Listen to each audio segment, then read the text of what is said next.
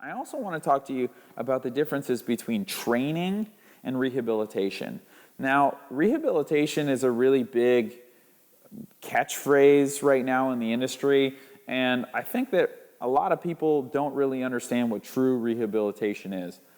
I'm a firm advocate that we should not be worrying so much about training. We should be focusing a lot on rehabilitation. And we have to understand what that tangibly looks like. Dog training is essentially getting a dog to do what it is that you desire it to do. So it might be as simple as having your dog sit, or having your dog come when called, or having your dog not pull on the leash, or something like that. However, rehabilitation is something where we're bringing the dog back to its original state. So if you look up the word rehabilitation, that's what it actually means, bringing your dog back to its original state. And that's really critical because we have to remember that if your dog is reactive or aggressive now, then we have to be able to bring it back to where it initially was when it was just a puppy and it was developing social skills and so on. So the difference is training is going to help us significantly in our rehabilitation process because it allows our dogs to start making better choices. And if they're very frustrated, it brings them down to a more balanced place. Okay, so that's really, really critical. Okay, but rehabilitation is that transition towards the dog making those choices on its own.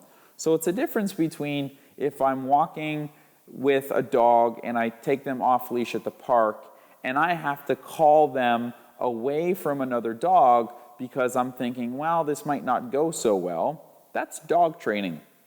Whereas rehabilitation, we get the dog to start processing in a different way. Now, he may have been afraid of other dogs previously.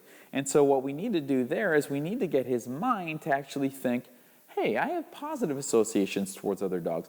I don't need to be scared of dogs anymore. Or maybe he was a bully with dogs and had too much confidence. We need to get them to understand, you know what? I was kind of being a jerk about that. Maybe I don't need to act that way anymore. And start looking at dogs differently. So that's essentially what rehabilitation is getting the dog's desires to align with yours and almost to get your dog to start thinking the way that you want them to think without them even knowing it, okay? And so I oftentimes draw the association between how people talk about parenting. Parenting is one thing that you have to look at when the child is in your home, right?